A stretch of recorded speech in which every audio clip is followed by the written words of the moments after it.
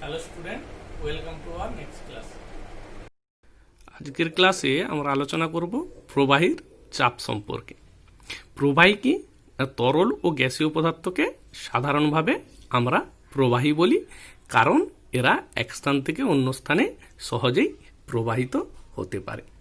এখন যেহেতু তরল বা গ্যাসীয় পদার্থ সহজেই এক স্থান থেকে অন্য স্থানে প্রবাহিত হতে পারে, তাই ওরা যে পাত্রে থাকে সেই পাত্রের তলদেশে বা পাত্রের গায়ে সবসময় একটা লম্বভাবে বল প্রয়োগ করে থাকে। যেমন ধরো একটা তুমি জল ভর্তি বোতল নিয়ে সেই বোতলের গায়ে যদি আমরা একটা ফুটো করে দিই, তাহলে দেখতে পাবো যে ওই ছিদ্রপথ দিয়ে জল একটা নির্দিষ্ট বেগে বেরিয়ে আসছে। এবার হাত দিয়ে ওই ছিদ্রটাকে চেপে ধরো, দেখবে জল আর বেরোচ্ছে না। কিন্তু এর জন্য তোমাকে যথেষ্ট বল প্রয়োগ করতে হচ্ছে। তুমি হাতের উপরে তোমার মনে হচ্ছে যেন ওই হাতটাকে কেউ যেন একটা ঠেলে সরিয়ে দিতে চাচ্ছে, এবং সেইটাকে বন্ধ করার জন্য তোমাকে একটা ভিতরের দিকে যেন চেপে ধরে রাখতে হচ্ছে, অর্থাৎ বল প্রয়োগ করতে হচ্ছে। এখন প্রশ্ন হলো যে তোমাকে বল প্রয়োগ করতে হচ্ছে কেন? না, এর কারণ হলো জলের পাত্র দেয়ালের গায়ে একটা বল প্রয়োগ করছে। এই যে প্রবাহী সংলগ্ন কোনো তলের উপর ওই প্রবাহী লম্বভাবে যে বল প্রয়োগ করে, সেই বলকেই ওই প্রবাহীর ঘাত বলা হয়। তাহলে প্রবাহীর ঘাত জিনিসটা কি? না, প্রবাহী সংলগ্ন কোনো তলের উপর ওই প্রবাহী লম্বভাবে যে বল প্রয়োগ করে তাকেই প্রবাহীর ঘাত বলে। তবে অনেক সময় কতটা বল প্রয়োগ হচ্ছে সেইটা সবসময় ইম্পর্টেন্ট হয় না। অনেক সময় ওই বলটা কতটা জায়গার উপরে প্রয়োগ করা হচ্ছে সেইটাও ইম্পর্টেন্ট হয়। ধরো তুমি খাতা সাদাই করবে বলে একটা ছুঁচ নিয়েছো, সে ছুঁচটা হলো ভোঁতা। সেই ছুঁচ দিয়ে সেলাই করতে গিয়ে তুমি যথেষ্ট বল প্রয়োগ করেও তুমি দেখছো করতে পারছো না, খাতাটাকে ফুটো করা যাচ্ছে না। কিন্তু তোমার ভাই একটা সরু অগ্রভাগযুক্ত ছুঁচ নিয়ে খাতাটাকে অনেক সহজেই বল প্রয়োগ অনেক সহজেই খাতাটা সেলাই করে নিতে পারলো। দেখো, এই ক্ষেত্রে তুমি কিন্তু তোমার ভাইয়ের চেয়ে অনেক বেশি বল প্রয়োগ করেছো, কিন্তু তবু তুমি কাজটা করতে পারলে না, অর্থাৎ খাতাটায় ছিদ্র করতে পারলে না বা ফুটো করতে পারলে না। কিন্তু তোমার ভাই তোমার চেয়ে কম বল প্রয়োগ করেও সেটা করে দিতে পারলো। কেন পারলো? না, তোমার ভাইয়ের যে ছুঁচটা ছিল তার অগ্রভাগটা সরু থাকার জন্য তার ক্ষেত্রফল কম ছিল, অর্থাৎ তার বলটা কম জায়গার উপরে কাজ হয়েছিল। আর তুমি বেশি বল প্রয়োগ করা সত্ত্বেও, যেহেতু তোমার ছুঁচটা ভোঁতা ছিল, অর্থাৎ ছুঁচের অগ্রভাগটা ক্ষেত্রফলটা বেশি ছিল, অর্থাৎ যে তুমি যে বলটা প্রয়োগ করছিলে সেটা বেশি জায়গার জুড়ে প্রয়োগ হচ্ছিল বলে তোমার কিন্তু ওই যে একক ক্ষেত্রফল, দুজনেরই ধরো একক ক্ষেত্রফলে, তোমার ভাইয়ের কি হচ্ছিল, বল কম হলেও একক ক্ষেত্রফলে বলটা বেশি হয়ে যাচ্ছিল, আর তোমার ক্ষেত্রে বল বেশি হলেও একক ক্ষেত্রফলে সেটা কম হয়ে যাচ্ছিল। আমি একটা উদাহরণ দিয়ে বলি। ধরো তুমি 10 ডাইন বল প্রয়োগ করছিলে, আর তোমার ছুঁচের অগ্রভাগের ক্ষেত্রফল ছিল 2 সেন্টিমিটার স্কোয়ার। তাহলে তোমার প্রতি একক ক্ষেত্রফলে কত হচ্ছিল? 5 হচ্ছিল। আর তোমার ভাই 7 ডাইন বল প্রয়োগ করছিল, কিন্তু তার ছুঁচের অগ্রভাগের ক্ষেত্রফল ছিল 1 সেমি স্কোয়ার। তাহলে তার প্রতি একক ক্ষেত্রফলে কত হচ্ছিল? 7 প্রয়োগ হচ্ছিল। তাহলে দেখো, তুমি 10 দিচ্ছিলে, তোমার ভাই 7 দিচ্ছিল, তুমি বেশি বল প্রয়োগ করছো, কিন্তু যেহেতু প্রতি একক ক্ষেত্রফলে দেখতে গেলে তোমার বলের চেয়ে তোমার ভাইয়ের বলটা বেশি কাজ হচ্ছিল, তাই তারটাই ছিদ্রটা করা গেল খাতাটা সেলাই করার জন্য, কিন্তু তুমি করতে পারলে না। তাহলে দেখো, এই ক্ষেত্রে কে বেশি বল প্রয়োগ করলো সেটা ইম্পর্টেন্ট নয়, ইম্পর্টেন্ট হলো এই প্রতি একক ক্ষেত্রফলে কে বেশি বল প্রয়োগ করলো সেটা ইম্পর্টেন্ট হলো। তো এই যে প্রতি একক ক্ষেত্রফলে লম্বভাবে যে বল প্রয়োগ করা হয় সেইটাকেই তার চাপ বলে। তাহলে আমরা দেখছি যে কোনো প্রবাহী তার নিচের যে তলদেশ এবং পাত্রের গায়ে সবসময় একটা লম্বভাবে বল প্রয়োগ করে। এখন ওই প্রবাহীর মধ্যে কোনো বিন্দুর চারদিকে যদি আমরা একটা একক ক্ষেত্রফল যুক্ত কোনো তল কল্পনা করি, তাহলে ওই তলের উপর প্রবাহী দ্বারা লম্বভাবে যে বল প্রযুক্ত হয়, অর্থাৎ ঘাত যে বল, সেই বলটাকেই ওই বিন্দুতে প্রবাহীর চাপ বলে। তাহলে আরেকবার বলছি প্রবাহীর চাপ কি। এখন প্রবাহীর মধ্যে কোনো বিন্দুর চারদিকে একক ক্ষেত্রফলযুক্ত কোনো তলের উপর ওই প্রবাহী লম্বভাবে যে ঘাত বল প্রয়োগ করে তাকেই ওই বিন্দুতে প্রবাহীর চাপ বলা হয়। তাহলে ঘাত এক ধরনের বল, তাই ঘাত হলো একটা ভেক্টর রাশি, কিন্তু চাপ হলো স্কেলার রাশি। কারণ কোনো বিন্দুতে চাপের সব দিকেই অভিমুখ হতে পারে এবং চাপের যে কোনো সব দিকেই থাকে, কিন্তু একটা ভেক্টর রাশি একটা নির্দিষ্ট দিক থাকার কথা। সেই জন্য চাপ কিন্তু দুটো ভেক্টর রাশি, বল ক্ষেত্রফল দুটোই ভেক্টর রাশি, কিন্তু সেগুলো দ্বারা গঠিত হলেও চাপ কিন্তু নিজে একটা স্কেলার রাশি। এরপর আমরা দেখব যে প্রবাহীর অভ্যন্তরে কোনো বিন্দুতে কতটা চাপ কাজ করবে তার রাশিমালা কেমন হবে সেটা আমরা হিসাব করে দেখব। চিত্র 1-এ একটা তরলপূর্ণ পাত্র দেখানো হয়েছে। সে যে পাত্রে যে তরলটা আছে মনে করি যে তার ঘনত্ব হলো ডি। এখন আমরা এই যে তরলের যে উপরিতল, সেই উপরিতল থেকে এইচ গভীরে অবস্থিত একটা এই যে কিউ বিন্দু, এই কিউ বিন্দুতে তার কতটা চাপ কাজ করছে সেইটা আমরা হিসাব করতে চাই। তো সেই জন্য আমরা কি করলাম, ওই কিউ বিন্দুর চারপাশে একটা এই যে কোল ক্ষেত্র নিয়েছি। এই ক্ষেত্রটার ক্ষেত্রফল ধরলাম, মনে করি এ হলো তার ক্ষেত্রফল। এবার চাপ বার করানো মানে কি হলো, প্রতি একক ক্ষেত্রফলে কতটা ঘাত প্রয়োগ হচ্ছে সেইটা দেখা। তো ঘাত মানে কতটা বল প্রয়োগ হচ্ছে, চাপ সমান ওই ঘাত বাই ক্ষেত্রফল করলে আমরা পেয়ে যাব। তো সেই ঘাত বার করানোর জন্য আমরা কি করলাম, ওই এ ক্ষেত্রফল বিশিষ্ট এই যে একটা চোঙ একদম তরলের উপরিতল পর্যন্ত ওই এ বি সি ডি একটা চোঙ এর মতো কল্পনা করলাম। অর্থাৎ ওর যে প্রত্যেকটা ওই যে এ ক্ষেত্রফল, এইটা যেহেতু আমি এখানে বৃত্তাকার নিয়েছি তাই এটা চোঙাকৃতি হয়েছে, না হলে যেমন আকৃতি থাক না কেন কোনো অসুবিধা নেই। আমরা এর প্রত্যেক বিন্দু থেকে এর উপরিতল পর্যন্ত লম্ব টানলাম। এই যে অংশটা, এই যে চিহ্নিত অংশ, এর উপরে ওই এ তলের উপরে প্রযুক্ত ঘাত হলো এই চিহ্নিত অংশের তরলের ওজন। কেন না, ধরো এই বিন্দুতে যদি আমি কোনো তরল নিই, প্রত্যেক এর উপরে বল কাজ করছে কেন, সবচেয়ে প্রথম কোশ্চেন হলো যে এই যে তলটার উপরে বল কাজ করছে কেন না, এর যে উপরের যে তরলগুলো আছে তাকে তো পৃথিবী একটা নিচের দিকে টানছে তার অভিকর্ষ বলের জন্য পৃথিবীর, তো সেই জন্য এই তলের উপর একটা বল কাজ করছে। এখন দেখো এই যে সাইডে যে তরলটা, সে তরলকে তো এই সোজা সোজা নিচের দিকে পৃথিবী টানছে, তাহলে তার বল কিন্তু এই ক্ষেত্রের মধ্য দিয়ে যাচ্ছে না। বা এই যে তলের নিচে যে তরলটা আছে তার তো এখান থেকে নিচের দিকে কাজ করছে, তাহলে সেও বলটা এই তলের উপর দিয়ে যাচ্ছে না। তাহলে শুধুমাত্র দেখো, কিন্তু এর উপরে যে কোনো বিন্দু নাও, সেখান থেকে তুমি যে বলটা নিচের দিকে যাচ্ছে সেইটা কিন্তু এই তলের মধ্য দিয়ে যাচ্ছে।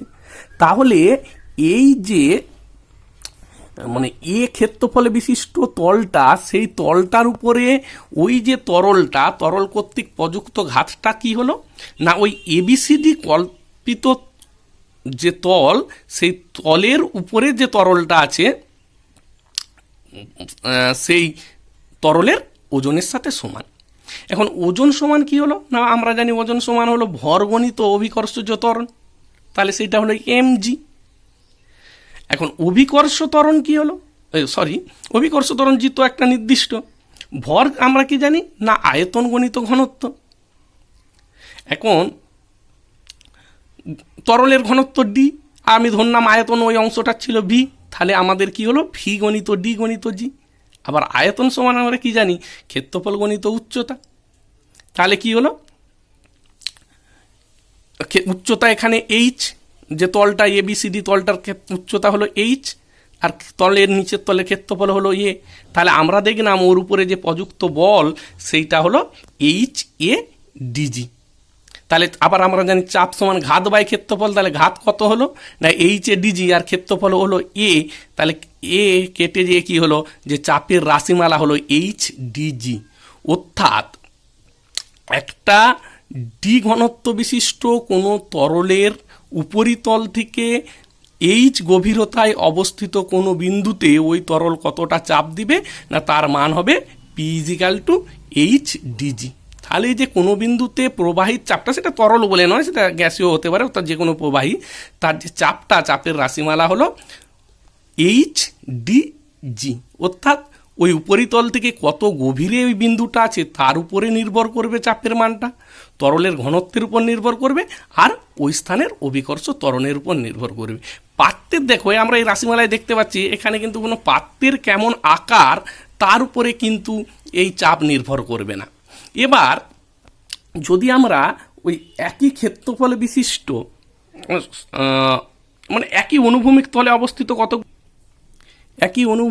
অবস্থিত ধরো কতগুলো বিন্দু আছে, এই বিন্দুগুলো সবাই উপরিতল থেকে একই গভীরে অবস্থিত, তাহলে একই অনুভূমিক তলে উপরে অবস্থিত সমস্ত বিন্দুতেই কি হবে, তরলের চাপ একই হবে। কিন্তু যদি আমরা উলম্ব দিক বরাবর যাই, ধরো এই একটা বিন্দু, এই যে নিচের যে বিন্দু তার গভীরতা উপরের এই যে বিন্দু, এই বিন্দুর গভীরতার চেয়ে এই বিন্দুর গভীরতা হলো এইটা, আর নিচের বিন্দুর গভীরতা হলো উপর থেকে এইটা, তাহলে নিচের গভীরতাটা বেশি, উপরের গভীরতাটা কম, অর্থাৎ এইচের মান কম হওয়ার জন্য এই বিন্দুতে চাপের তুলনায় এই বিন্দুতে চাপ বেশি হবে। অর্থাৎ আমি যদি একই অনুভূমিক রেখা বরাবর যদি যাই, একটা তরলের উপরিতল থেকে অনুভূমিক রেখা বরাবর যাই, সব বিন্দুতে একই রকমের চাপ কাজ করবে। কিন্তু যদি উলম্ব রেখা বরাবর বিভিন্ন বিন্দুতে যাই, মানে যত নিচের দিকে যাব উলম্ব রেখা বরাবর, তত তরলের চাপ বাড়তে থাকবে। এই যে একই অনুভূমিক রেখা বরাবর তরলের চাপ সব বিন্দুতেই সমান, এই ধর্মটাকেই তরলের সমচ্ছশীলতা ধর্ম বলা হয়। তরলের সমচ্ছশীলতার ধর্ম কি না, যদি তুমি বিভিন্ন আকারের, এই যে চিত্রটু দেখো, তাতে বিভিন্ন আকারের কতগুলো পাত্র নেওয়া হয়েছে যারা হচ্ছে পরস্পরের সাথে সংযুক্ত। তো এই পাত্রগুলোর যে কোনো একটাতে তরল ঢাললে দেখবে যে তরল কিন্তু সমস্ত পাত্রেই সমান উচ্চতা পর্যন্ত উঠছে। এই যে ধর্মটা, এই ধর্মটাকে তরলের সমচ্ছশীলতা ধর্ম বলে। কারণ যদি না হয় তাহলে কি হতো, বিভিন্ন পাত্রে যদি বিভিন্ন উচ্চতা উঠতো, তাহলে একই অনুভূমিক তল বরাবর বিভিন্ন বিন্দুতে, ধরো এই যে বিন্দু যদি বিভিন্ন তল বরাবর যেত, তাহলে এই বিন্দুর বিভিন্ন জায়গাতে কিন্তু কি হতো, চাপ বিভিন্ন রকমের হয়ে যেত। যেহেতু একই উচ্চতা পর্যন্ত উঠেছে, তাহলে সব এই যে অনুভূমিক তলের উপরের সমস্ত বিন্দুতেই একই উচ্চতা হওয়ার জন্য বা গভীরতা হওয়ার জন্য চাপটা কিন্তু একই রকমেরই থাকবে। এবার আমরা আলোচনা করব বায়ুমণ্ডলীয় চাপ সম্পর্কে। বায়ুমণ্ডল কিনা আমরা জানি আমাদের পৃথিবীর চারপাশে যে বিভিন্ন গ্যাসের আস্তরণ আছে, সেটাই হলো বায়ুমণ্ডল। এখন এই বায়ুমণ্ডলে যে বিভিন্ন গ্যাসগুলো আছে তাদের একটা ওজন আছে, সেগুলোকে পৃথিবীর নিচের দিকে মানে তাদের একটা নির্দিষ্ট ভর আছে ওই বায়ুমণ্ডলের গ্যাসগুলো, এবং সেগুলোকে পৃথিবীর নিচের দিকে টানার জন্য তারা কি হচ্ছে, তাদের একটা ওজন আছে। তো এই যে আমরা যদি কোনো একটা বায়ুমণ্ডলের কোনো বিন্দুকে ঘিরে একটা যদি একক ক্ষেত্রফল কল্পনা করি, তাহলে তার উপর বায়ুমণ্ডল তার ওজনের জন্য লম্বভাবে যে বল প্রয়োগ করে তাকেই ওই স্থানের বায়ুমণ্ডলীয় চাপ বলা হবে। এখন প্রমাণ বায়ুমণ্ডলীয় কী ধরা হয় না, সমুদ্রপৃষ্ঠে 45 ডিগ্রি অক্ষাংশে 0 ডিগ্রি সেন্টিগ্রেড তাপমাত্রায় 76 সেন্টিমিটার উচ্চতা বিশিষ্ট পারদস্তম্ভ যে চাপ দেয়, সেই চাপকেই প্রমাণ বায়ুমণ্ডলীয় চাপ বলে ধরা হয়। এই প্রমাণ বায়ুমণ্ডলীয় চাপ 1 ATM বা 1 অ্যাটমসফেরিক প্রেসার, তার মান কত না, সেইটা হলো 1.013 × 10⁵ নিউটন পার মিটার স্কোয়ার বা 1.013 × 10⁵ পাস্কেল। সেইটাই চাপের অন্য একক বার দিয়ে আমরা প্রকাশ করলে কেমন হবে না 1.013 বার। 1 বার আসলে হলো 10⁵ পাস্কেলের সমান। আর সেইটা সমানই যদি আমি আরেক চাপের অন্য ব্যবহারিক একক টর, ওই টরিসেলিন নাম থেকে কথাটা আসছে টর, তো সেই টর এককে প্রকাশ করলে কি হবে না 1 অ্যাটমসফেরিক প্রেসার সমান হলো বা বায়ুমণ্ডলীয় চাপের মান হলো 760 টর। 1 টর সমান কত না 1 মিলিমিটার পারস্তম্ভের চাপের সমান চাপকে 1 টর বলা হয়। আর এই বায়ুমণ্ডলীয় চাপ যে যন্ত্রের সাহায্যে মাপা হয় তাকে ব্যারোমিটার বলে।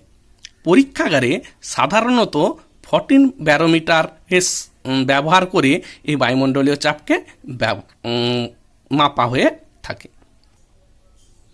এই যে ছবিতে একটা 14 ব্যারোমিটারের দেখানো হয়েছে। এইটা কি থাকে, এটা হলো আসলে এই যে ব্যারোমিটার রে হলো একটা 1 মিটার লম্বা নল, কাঁচের নল, যার নিচে একটা পাত্রে পারদ পূর্ণ করা থাকে এবং ওই মানে 1 মিটার যে লম্বা নলটা সেইটাকেও পারদ দ্বারা পূর্ণ করে এবং সেই পূর্ণ অবস্থাতে পারদপূর্ণ অবস্থাতেই তাকে ওই পাত্রের মধ্যে ডুবানো আছে।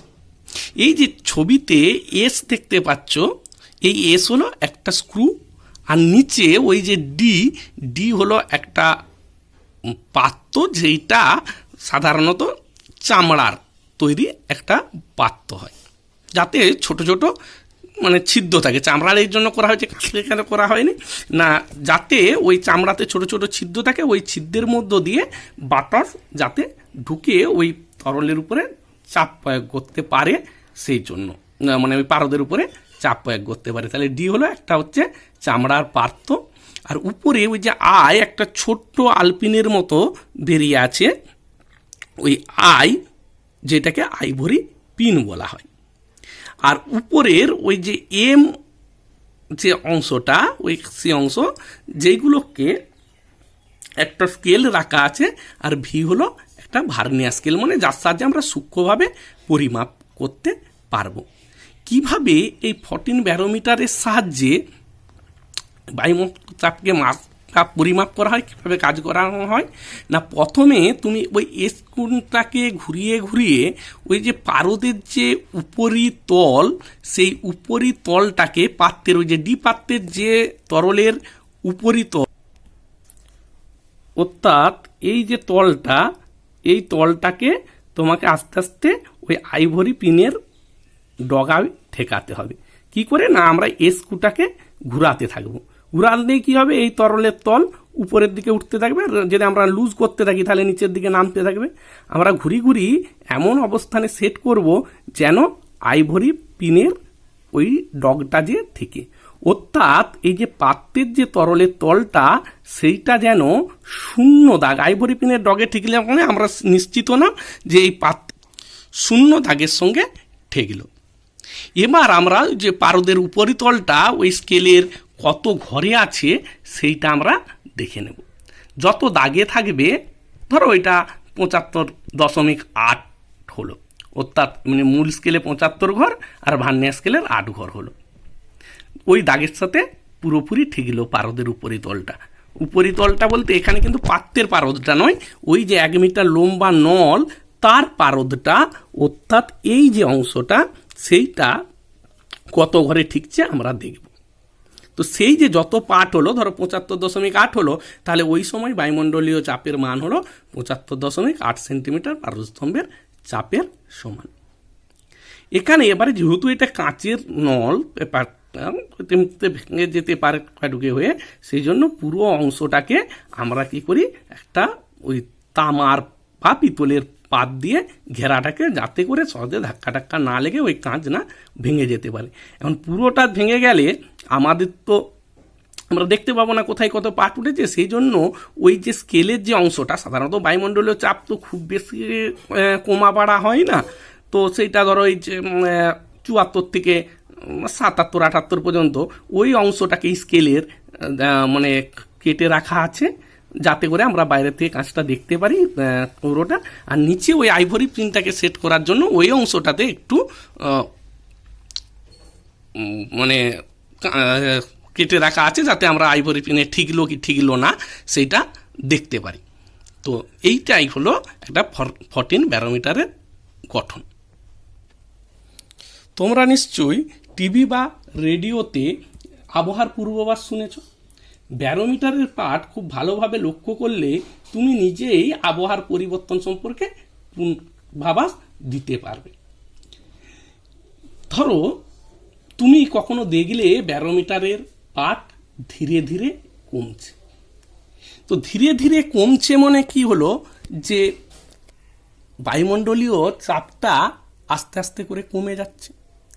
এখন একটা কথা মনে রাখবে যে বাতাস, জলীয় বাষ্পপূর্ণ বাতাস, সেইটা কিন্তু শুষ্ক বাতাস, অর্থাৎ যার মধ্যে জলীয় বাষ্প নেই, তার তুলনায় হালকা। মানে বাতাসে জলীয় বাষ্প থাকলে বাতাস হালকা হয়ে যাবে, অর্থাৎ বাতাসের ওজন কমে যাবে। তো তুমি ব্যারোমিটারে দেখলে যে ব্যারোমিটারের পাটটা আস্তে আস্তে করে কমে যাচ্ছে বা পাটটা আস্তে আস্তে নিচের দিকে নেমে যাচ্ছে, তার মানে বায়ুমণ্ডলের চাপ আস্তে আস্তে আস্তে আস্তে করে সেইটাও কি হয়ে যাচ্ছে, কমে যাচ্ছে। অর্থাৎ বাতাসের ওজন আস্তে আস্তে করে কমে যাচ্ছে, মানে বাতাস হালকা হয়ে যাচ্ছে, অর্থাৎ বাতাসে জলীয় বাষ্পের পরিমাণ বাড়ছে। তাহলে তার থেকে জলীয় বাষ্প বাড়লে কি হলো, বৃষ্টি হওয়ার সম্ভাবনা আছে।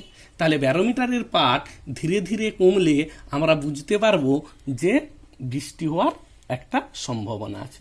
এবার ধরো উল্টোটা হলো, ব্যারোমিটারের পাঠ আস্তে আস্তে আস্তে করে বাড়ছে, তার মানে কি হলো, বাতাসে জলীয় বাষ্পের পরিমাণ আস্তে আস্তে কমছে, বাতাসের চাপ বাড়ছে। জলীয় বাষ্প কমছে মানে বাতাসের চাপ বাড়ছে, তো বাতাসের চাপ বাড়ছে দেখে আমরা বলতে পারবো যে আস্তে আস্তে জলীয় বাষ্প কমে যাচ্ছে, বৃষ্টি হওয়ার সম্ভাবনাও কমছে, অর্থাৎ রোদ ঝলমল আকাশ হতে পারে। এবারে যদি কোনো স্থানের বাতাস, তুমি দেখলে ব্যারোমিটারের পাঠ কোনো সময় হঠাৎ করে কমে গেল, তার মানে কি হলো, ওই স্থানে কোনোভাবে নিম্নচাপ সৃষ্টি হয়েছে। তো আশেপাশের বাতাস সেই চাপটাকে পূরণ করতে ছুটে আসবে, অর্থাৎ সেখানে একটা ঝড়, মানে চাপ কমেছে মানে বাতাসের জলীয় বাষ্পের পরিমাণও বেড়েছে, বা এবং তাছাড়া ওই জায়গায় হঠাৎ অনেক চাপ কমে যাওয়ার জন্য পারিপার্শ্বিক যেখানে চাপ বেশি সেই জায়গা থেকে বাতাস ওই জায়গাকে ছুটে আসবে। তো তার ফলে কি হবে, একটা ঝড় বৃষ্টির সম্ভাবনা থাকলো। এরপর আমরা আলোচনা করব সাইফন নিয়ে। সাইফন বলতে কি না, সাইফন হলো একটা দুমুখ খোলা অসমান বাহু বিশিষ্ট উল্টানো ইউ আকারের একটা কাঁচ বা অন্য কিছু তৈরি একটা নল। এর সাহায্যে আমরা কোনো পাত্রের তরলকে নাড়াচাড়া না করে এক জায়গা থেকে অন্য জায়গাতে তরলটাকে স্থানান্তরিত করি।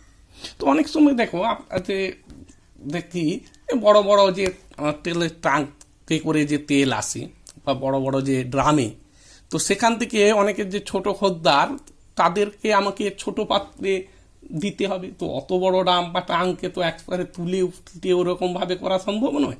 তো সেই ক্ষেত্রে আমরা সাইফন ব্যবহার করি। যে সাইফন হলো একটা বিশেষ ব্যবস্থা যার সাহায্যে আমরা একটা পাত্রকে নাড়াচাড়া না করেই তো তার ভিতরের তরলকে এক পাত্র থেকে অন্য পাত্রে স্থানান্তরিত করতে পারি। তো সাইফন বিশাল কোনো বড় বিশাল আকারের জটিল যন্ত্র নয়, এইটা হলো একটা শুধুমাত্র দুমুখ খোলা অসমান বায়ু বিশিষ্ট ইউ আকৃতির কাঁচ বা কোনো পদার্থের তৈরি নল।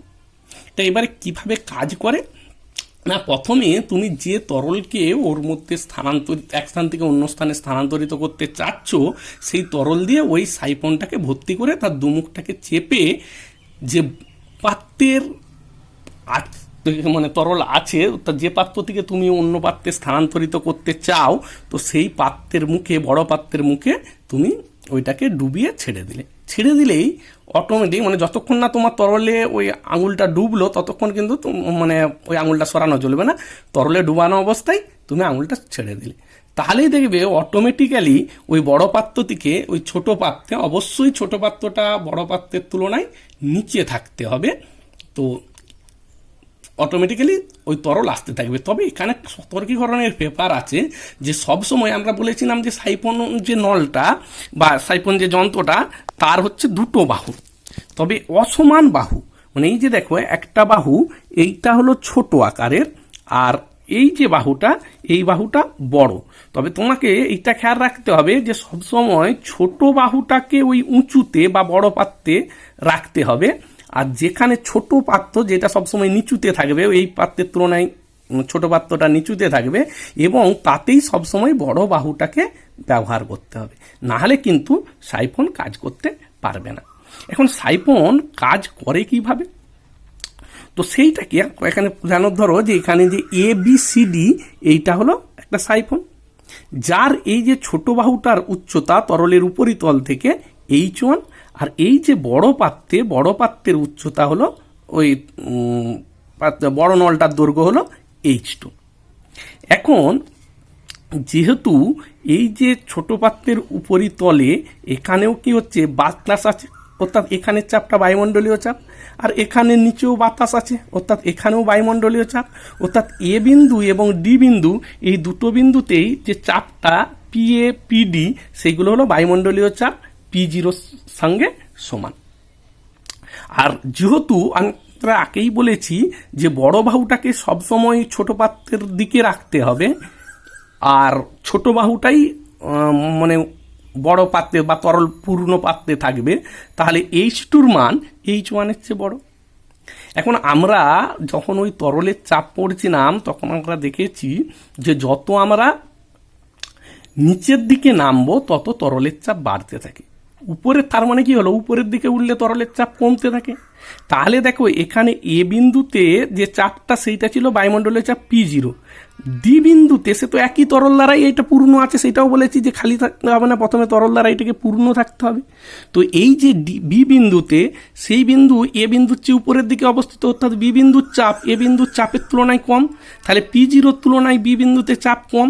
আবার চাপের রাশিমালা কি হলো, HDG।